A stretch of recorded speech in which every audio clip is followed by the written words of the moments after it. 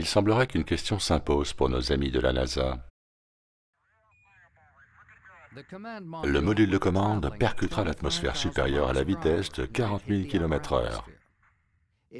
Si vous êtes sur l'autoroute et que vous roulez à 95 km/h, vous vous déplacerez d'environ 24 mètres par seconde. Nous arrivons à près de 11 000 mètres par seconde. Et il frappe l'atmosphère. Ce n'est pas un vol, c'est plutôt comme une percussion.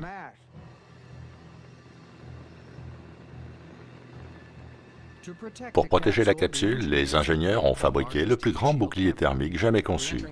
La réentrée dans l'atmosphère est dangereuse à cause de l'énorme chaleur qu'elle produit. Le bouclier thermique protège le module de commande pendant les quelques minutes que dure sa traversée. En mer, un porte-avions attend l'arrivée des astronautes. À peu près à 3 km de la surface terrestre, les parachutes se déploient pour ralentir le module. La difficulté est passée, il ne reste qu'à apprécier la balade. Et le point final de chaque mission? Un splash.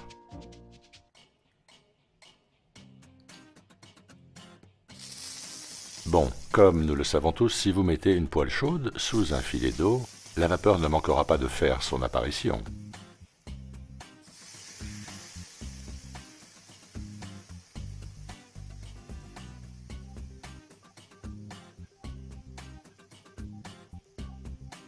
Si vous découvrez ceci, faites donc quelques grillades.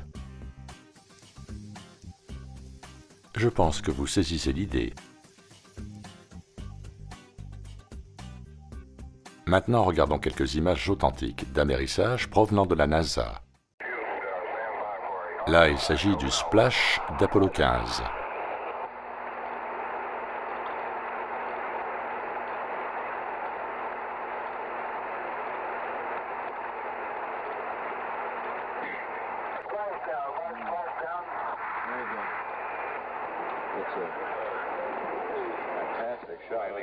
Ne devrions-nous pas voir le module se transformer en centrale vapeur?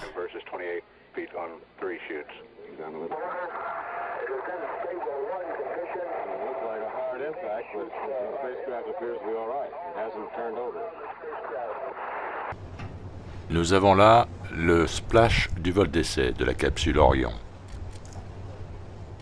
Allons-nous voir cette fois un splash vapeur? Eh bien non.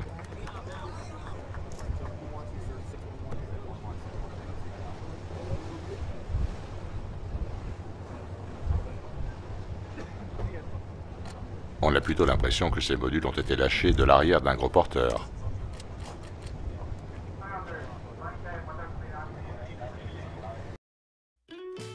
Bon, comme je suis curieux, je voudrais bien savoir jusqu'à quel niveau de température la réentrée dans l'atmosphère terrestre vous amène.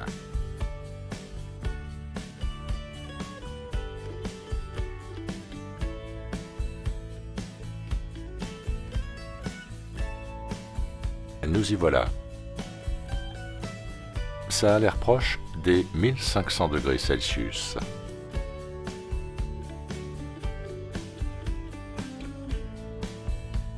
Waouh, c'est chaud bouillant.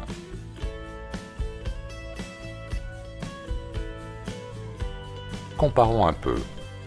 La lave a une température située entre 870 et 1150 degrés centigrades. Et quand elle rencontre l'eau, c'est tout de suite une vraie centrale vapeur.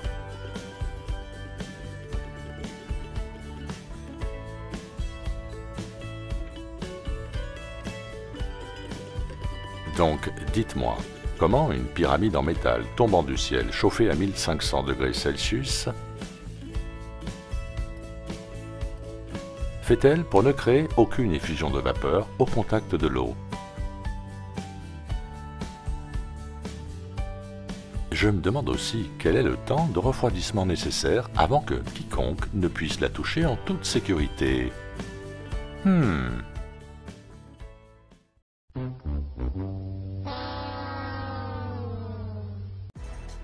N'hésitez pas à réuploader et à partager cette vidéo partout où vous pensez que la NASA la verra. Il est temps d'exposer la vérité.